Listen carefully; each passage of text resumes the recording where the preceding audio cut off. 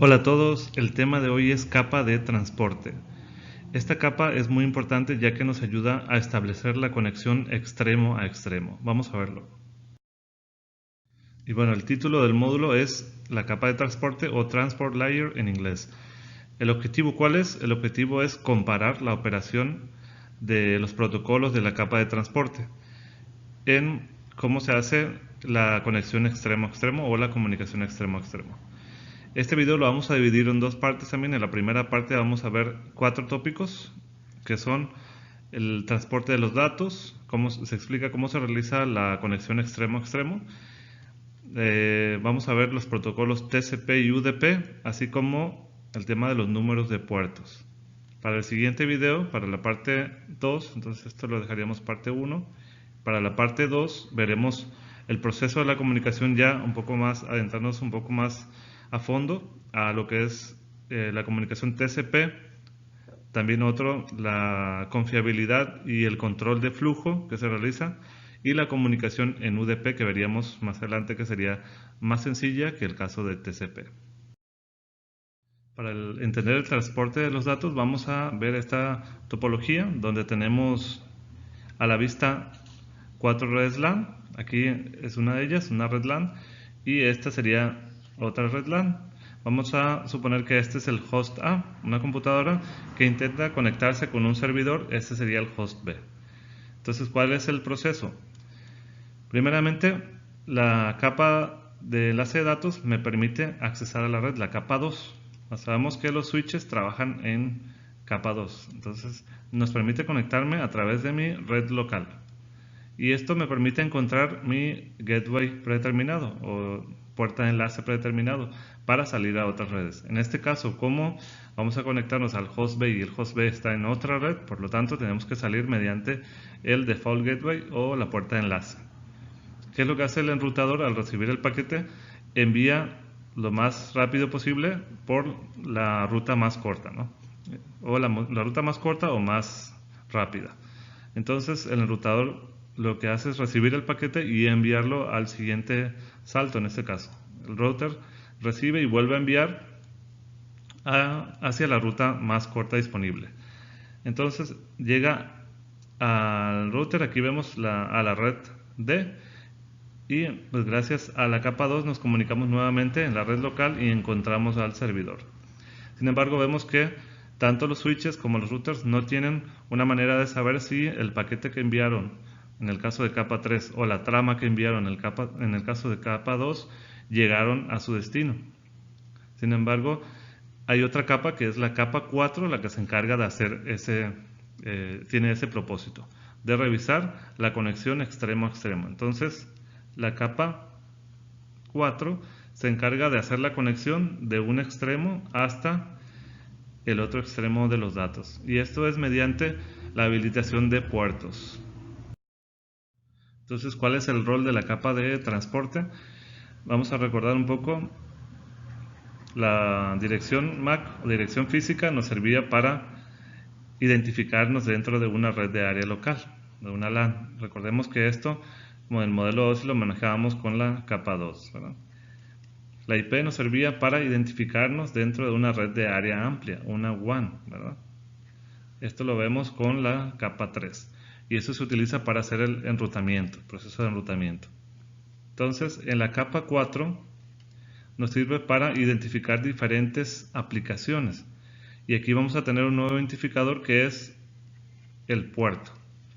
El número de puerto me va a servir para identificar entre diferentes aplicaciones que se están corriendo en un tiempo dado. Entonces nos dice que es responsable de la comunicación lógica entre diferentes aplicaciones, entre los diferentes hosts. Y también obviamente es un enlace entre la capa de aplicación que está arriba y las capas inferiores. Aquí lo vemos. Entonces aquí tenemos la capa de transporte, se enlaza con la capa de aplicación y también con las capas obviamente inferiores, ¿no? Que es la capa de red y la capa de acceso a la red, de internet y de acceso a la red. Entonces, cuando tenemos una aplicación, la capa de transporte lo que hace es, uno de sus trabajos es segmentar los datos que tenemos, ya que algunos datos pueden ser muy extensos, entonces se segmentan en pequeños segmentos para poder mandarlos a las diferentes capas. Y así cuando tenemos el lado del receptor, entonces llega de la capa de internet y aquí estos segmentos se reensamblan para entregarlos a la capa de aplicación.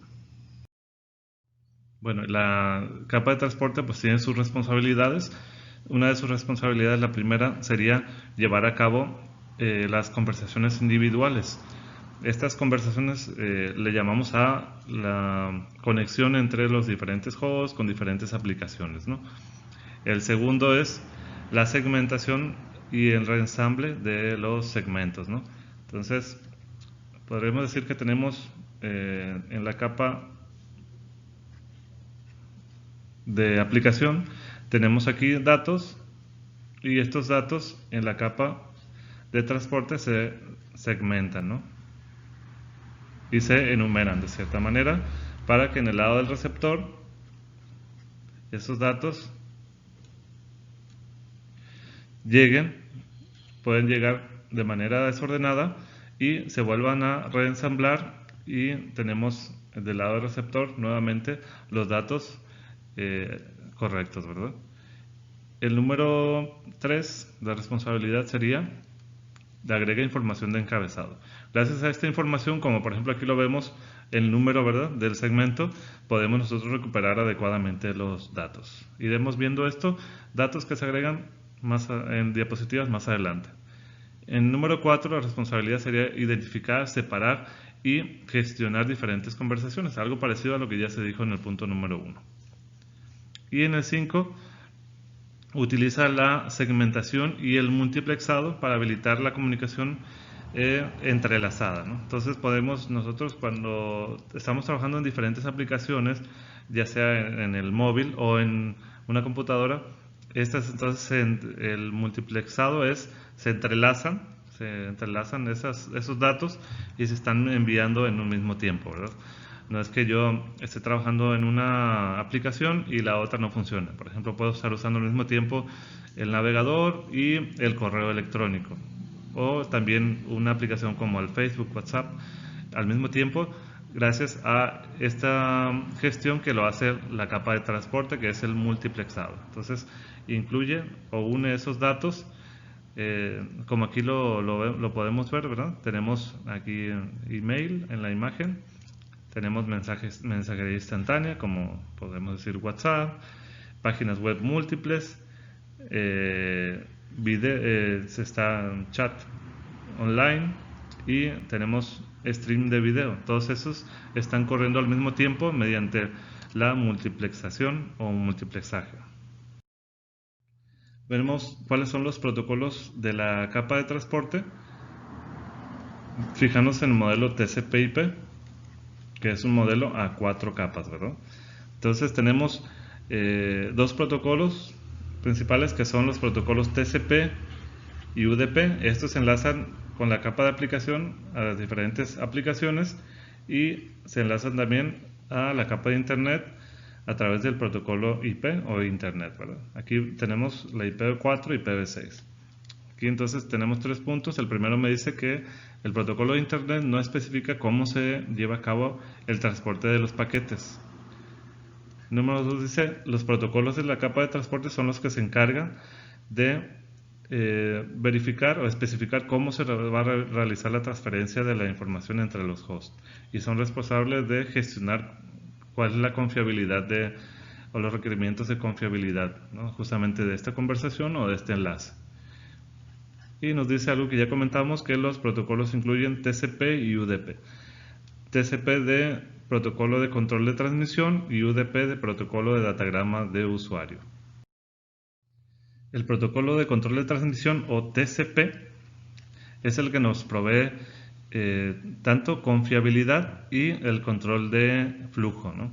En el primer punto nos dice que tenemos la numeración de estos segmentos de datos de ciertas aplicaciones específicas. En el número 2 tenemos el mensaje de reconocimiento o de agradecimiento, los que le vamos a denominar como ACK.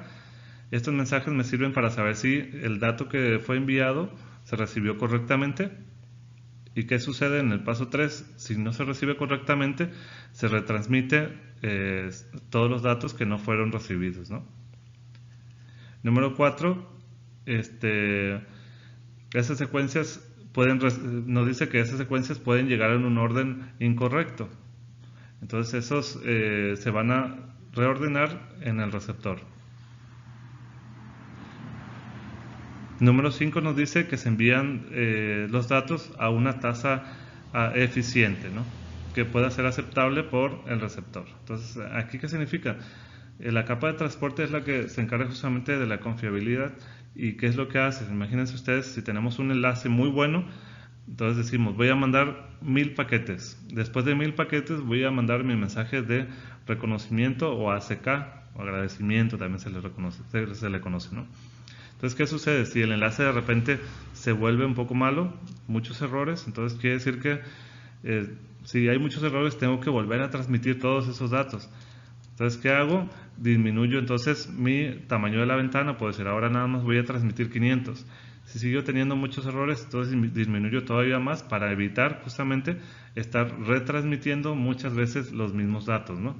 Entonces, la capa de 4 entonces de transporte se encarga de que la comunicación sea lo más eficiente posible.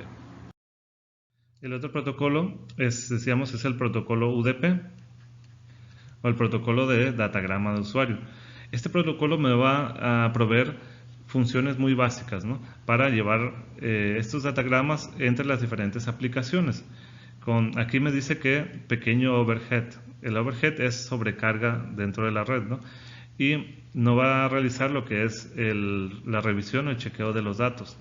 Quiere decir que va a ser lo más rápido posible, sin embargo no va a verificar que llegaron de manera adecuada y que llegaron sin errores, ¿no? Entonces nos dice que UDP es un protocolo sin conexión. Entonces en este caso no se realiza la conexión en el protocolo UDP de manera de extremo a extremo. El número 1, ¿verdad? El número 2 nos dice que el protocolo UDP es un protocolo que se puede decir de mejor esfuerzo. Se realiza el mejor esfuerzo para enviar los datos, sin embargo, no se encarga de verificar que esos datos llegaron adecuadamente al destino. Para eso tenemos el otro protocolo, que es el protocolo TCP. Veríamos entonces en qué casos sería útil uno y en qué casos el otro. Entonces, pues se utiliza el protocolo adecuado para la aplicación adecuada, ¿no? Entonces, en el primer punto me dice que UDP se utiliza cuando los requerimientos de replicar la información son mínimas, ¿no? No necesitamos estar retransmitiendo la información. Esto es en caso, aquí lo veríamos más adelante, un ejemplo, como en el caso de voz sobre IP. Si yo estoy hablando con alguien en este tiempo y se perdió parte de lo que yo estaba hablando, entonces ya no me sirve que me reenvíe los datos y se crearía, digamos, un eco con lo que yo estoy hablando y lo que se recibió anteriormente. Entonces, yo requiero que llegue lo que yo estoy diciendo en este momento. Entonces, ¿por qué? Porque es una transmisión en tiempo real, ¿no? En el número 2, si es importante que todos los datos lleguen, entonces, pues obviamente, como lo vemos aquí, como en el caso de un email, yo quiero que el email llegue exactamente como lo envíe, entonces en ese caso se utiliza el protocolo TCP. Aquí vemos algunas de las propiedades o las ventajas que podremos tener. Entonces el protocolo UDP es rápido, tiene poca sobrecarga, quiere decir que poca información se le agrega a los datos que tengo para poder ser enviados. No requiere un ACK, aquí vemos que no requiere un ACK, un agradecimiento, un reconocimiento. No reenvía los datos perdidos y en el otro caso del protocolo TCP me dice que es un protocolo obviamente confiable porque se tiene lo que es ACK, se tiene el agradecimiento, si es que llega o no llega la información, se reenvían los datos que no llegan y los datos llegan en orden de secuencia, ¿no? Si no llegan en orden adecuado, se vuelven a reordenar en el receptor. Entonces quiere decir que es un protocolo que tiene una mayor sobrecarga para lo que es la red y para el equipo que es el host también, ¿no? Ahora vamos a ver el protocolo TCP, pero de manera un poco más profunda. Recordemos que el protocolo TCP me sirve para cuando yo quiero utilizar una aplicación confiable, quiero que los datos lleguen exactamente como se transmitieron. Si no llegan adecuadamente, entonces se vuelven a retransmitir hasta que se reciben de manera completa y adecuada en el lado del receptor. Viendo más a fondo TCP, entonces tenemos diferentes puntos aquí. El primero que nos dice es que TCP establece una conexión, que es orientada a conexión. Entonces, establece una conexión permanente entre lo que es la fuente y el destino para enviarle el tráfico o los datos, ¿no? Número 2, nos dice que asegura una entrega confiable. Dice, por algunas razones es posible que los segmentos sean corrompidos o completamente perdidos, ¿verdad? Como se van transmitiendo a través de la red, ¿no? El protocolo TCP asegura que cada uno de los segmentos se envíen de la fuente y lleguen al destino de manera adecuada. El número 3 me dice que provee un orden de entrega en el mismo orden, ¿no? Dice, debido a que algunas redes pueden tener diferentes rutas para llegar al mismo destino, entonces pueden arribar los diferentes segmentos en diferente orden. Y el número 4, que es también muy importante, es el control de flujo. Algunas redes tienen recursos limitados como es memoria y lo que es energía de procesamiento. Cuando el protocolo TCP es consciente de esto, que los recursos están sobrepasados, entonces puede requerir a las aplicaciones que reduzcan el flujo de los datos. O sea que esto también hace que el sistema sea lo más eficiente posible, ¿no? Tenemos el encabezado del protocolo TCP. De esto justamente vamos a hablar de lo que significa el overhead o la sobrecarga, ya que el encabezado de este protocolo, el protocolo TCP, es mucho mayor que el encabezado del protocolo UDP. Aquí vemos que son 20 bytes adicionales a lo que son los datos de la capa de aplicación. En la siguiente lámina vamos a explicar uno por uno de ellos. Ahora nada más los mencionamos. Tenemos puerto de origen, puerto de destino, tenemos lo que es número de secuencia, número de reconocimiento, agradecimiento, la longitud del encabezado, tenemos algo que está reservado, los bits de control, el tamaño de la ventana, que tan grande es, el checksum, la urgencia de justamente los datos a ser enviados y algunas opciones adicionales. Vemos uno por uno lo que son los campos de encabezado. Vemos primero lo que es el puerto de origen, que me sirve para identificar la fuente o la aplicación fuente. Puerto de destino me sirve para identificar la aplicación de destino. El número de secuencia me sirve para reensamblar los datos que llegaron al destino. Los números de ACK me sirven justamente para decir cuál es el siguiente byte que voy a esperar, ¿no? Si yo recibí el 10, entonces voy a decir que quiero recibir el número 11, ¿no? La longitud del encabezado, por aquí lo tenemos, algo que está reservado, los bits de control, justamente incluyen códigos o banderas para la parte de segmentación en TCP. El tamaño de la ventana me dice la cantidad de bits o bytes, en este caso, que pueden ser aceptados en cierto tiempo. El checksum, que se utiliza para saber si los datos llegaron de manera correcta, si no hubo errores, y la urgencia de los datos. Aquí vemos algunas de las aplicaciones que utilizan el protocolo TCP. Uno de ellos es HTTP, protocolo de transferencia de hipertexto, que se utiliza para las páginas web. Otro es FTP, protocolo de transferencia de archivos, File Transfer Protocol. Obviamente, al transferir archivos o al abrir una página web, queremos que se reciban adecuadamente los datos. El otro es para transferencia de correo, Simple Mail Transfer Protocol, o protocolo de transferencia de mail simple. Y otro de ellos es SSH, que lo habíamos visto para la parte de configuración de archivos o transferencia también de configuración de equipos o transferencia de archivos también. Entonces, son algunos de los protocolos que utilizan TCP, que obviamente en estos queremos la parte de segmentación de datos mediante confiabilidad y controlando el flujo, y decíamos que se pueden reordenar los segmentos, ¿no? Uno pensaría, bueno, perfecto, entonces siempre utilizamos el protocolo TCP porque es el protocolo confiable, se ordena los datos y no se vuelven a enviar, pero pues no son todos los casos, no siempre se requiere eso. En algunos casos lo que se requiere es velocidad en la transferencia de la información y no tanto que esa información llegue adecuadamente. Entonces tenemos para ello el protocolo UDP. Algunas características entonces del protocolo UDP. El protocolo UDP lo veremos principalmente en las aplicaciones de tiempo real, en las aplicaciones que no requieran que se reenvíen los datos. Dice entonces que los datos se reconstruyen en el mismo orden en el que llegaron. Número 2, cualquier segmento si es perdido, se pierde en el camino, estos no se reenvían. Número 3, no se establece una sesión como tal. Y el número 4, también importante, que el que envía los datos no informa acerca de la disponibilidad de los recursos. Vemos aquí el encabezado del protocolo UDP, que es mucho más simple que el protocolo TCP. En el protocolo TCP veíamos 20 bytes adicionales a los datos esto se le llama de overhead o de sobrecarga, ¿no?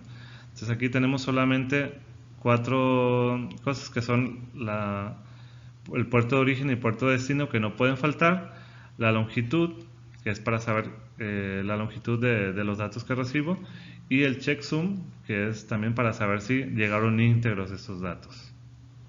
Y aquí vemos que esto es los datos de la capa de aplicación. En el encabezado UDP entonces tenemos 4 campos nada más, que es el puerto de origen, puerto de destino, los que me identifican la aplicación que se está corriendo tanto en la fuente como en el destino, la longitud, que me dice cuál es la longitud del encabezado de datagrama de UDP, y el checksum, que me indica justamente si llegan con errores estos datos. Vamos a imaginar que yo tengo unos datos 1, 0, 0, 1, 0, 0, 1, ¿verdad? Entonces el checksum lo que hace es sumar la cantidad de unos que hay aquí. Entonces el checksum me diría que tengo aquí 1, 2, 3, ¿no? Checksum me dice que es nada más un número, que es la cantidad de bits en unos que yo estoy enviando. Entonces si yo recibo del otro lado esa información y la recibo cambiada, por ejemplo 0, 1, 1, 0, 0, 1, tenemos un solo cambio. Sin embargo el checksum aquí va a ser 4, ¿verdad? Entonces va a decir que es incorrecto los datos que llegaron y no se van a aceptar. En este caso no tenemos número de secuencia, entonces no tenemos forma de reordenar los datos que me van llegando, y los datos que también que se pierdan no los puedo recuperar, ¿no? Vemos las aplicaciones en el protocolo UDP, que lo dividiremos en 3 partes. Uno son las aplicaciones multimedia de video, por ejemplo. Estas aplicaciones pueden tolerar pérdida de datos, sin embargo no pueden tolerar retraso. Esto es transmisión de video en vivo cuando estamos viendo, por ejemplo, un partido de básquetbol, de fútbol. Entonces queremos verlo sin retraso, sin embargo puede haber a veces ciertas pérdidas de esa información. El 2, cuando son aplicaciones de requerimiento y respuesta simple, como lo vemos que son los protocolos DNS y DHCP. Uno de ellos para servicio de nombre de dominio y el otro es protocolo para asignar direcciones IPs, ¿no?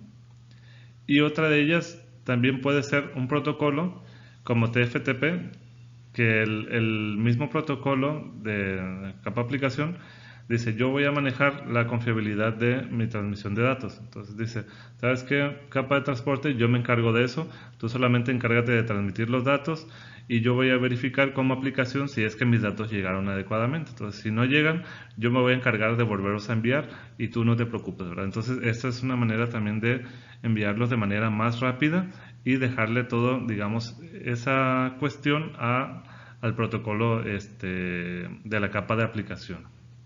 Aquí vemos entonces algunas aplicaciones que son DHCP, DNS, SMTP, SMNP, perdón, TFTP, voz sobre IP, conferencia de video. Estos entonces trabajan sobre el protocolo UDP.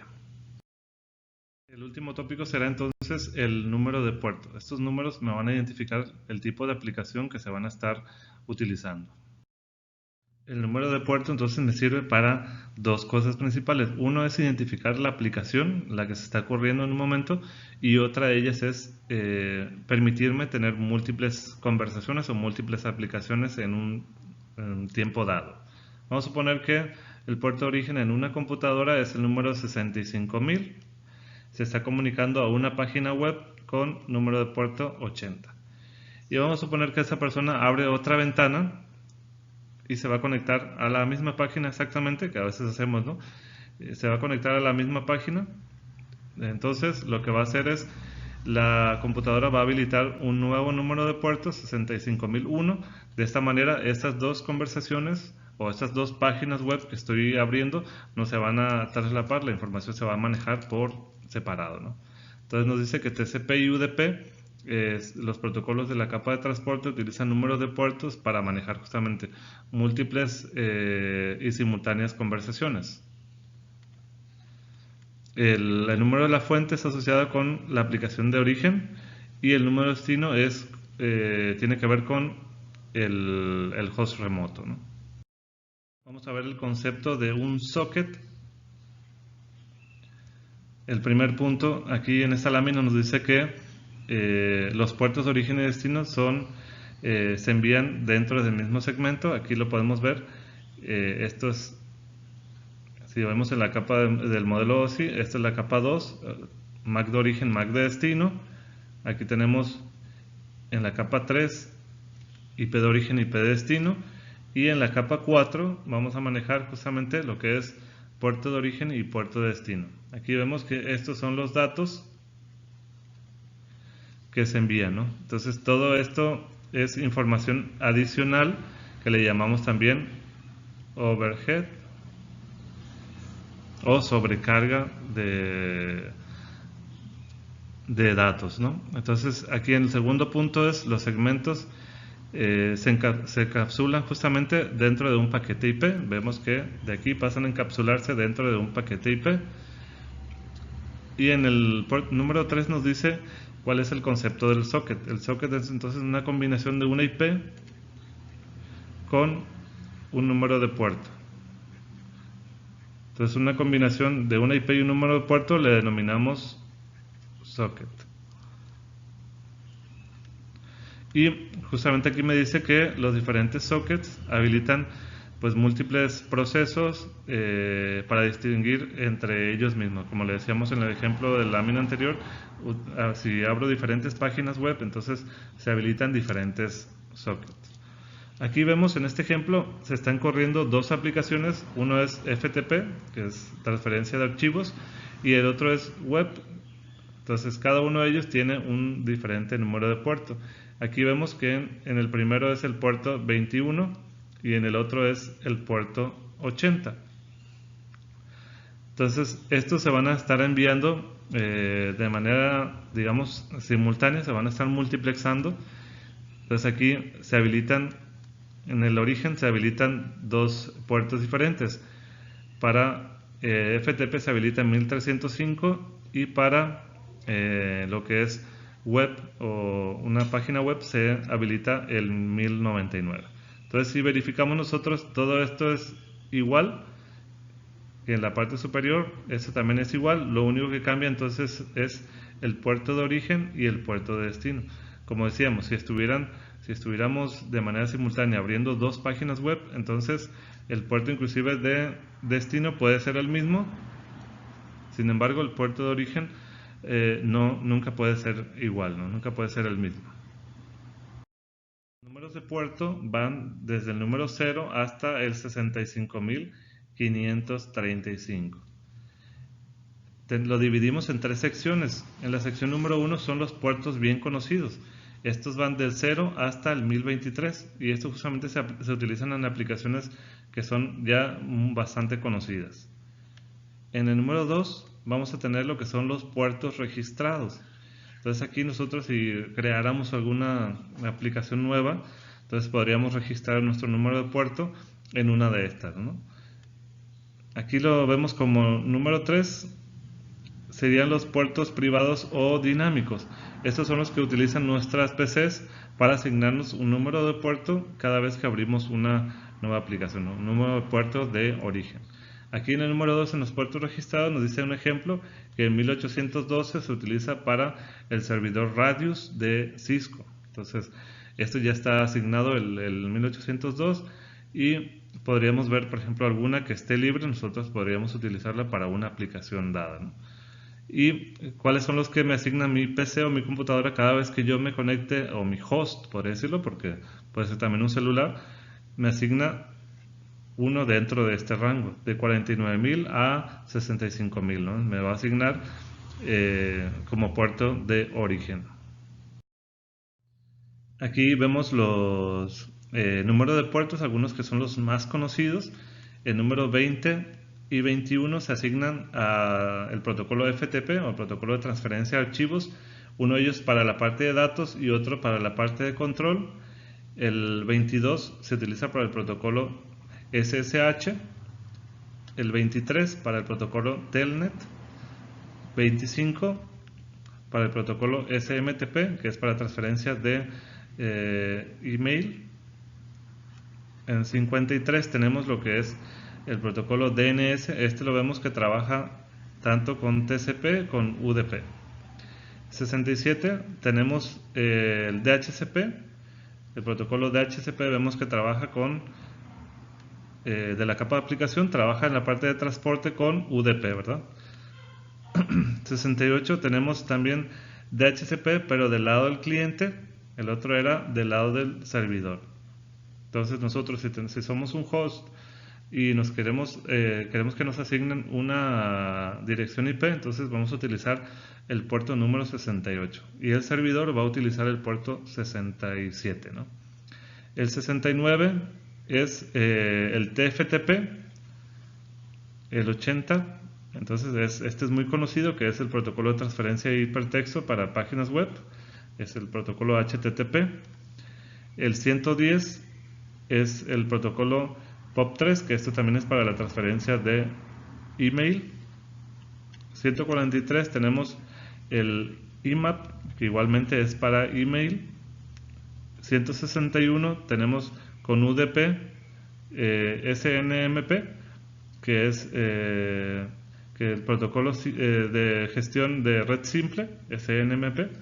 Y en el 443 tenemos el protocolo de transferencia de hipertexto segura, HTTPS.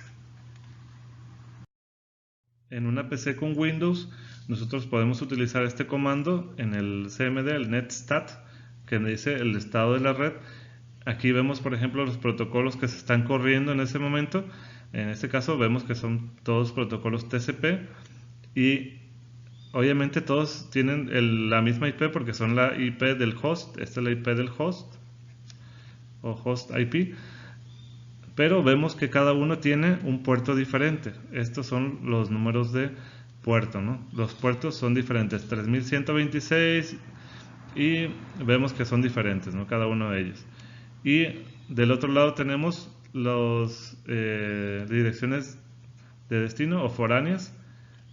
Vemos aquí uno de ellos que es 207.138.126.152. Esta es la dirección IP y aquí nos dice que es HTTP. Entonces este sería el puerto, habíamos visto que sería el puerto 80, ¿no? Aquí vemos otra vez el puerto 80, sin embargo vemos que es otra dirección y esta misma dirección se repite aquí. Quiere decir que están dos sesiones con la misma dirección, ¿verdad? Con la misma, digamos, página web podría ser en ese caso. Pero en el origen tienen diferente número de puerto. Entonces, eso es la manera eso me ayuda a distinguir entre las diferentes sesiones que tengo. Con eso terminamos la parte 1 de la capa de transporte. En el siguiente veremos cómo se lleva esta comunicación paso a paso gracias a justamente la capa de transporte. Muchas gracias.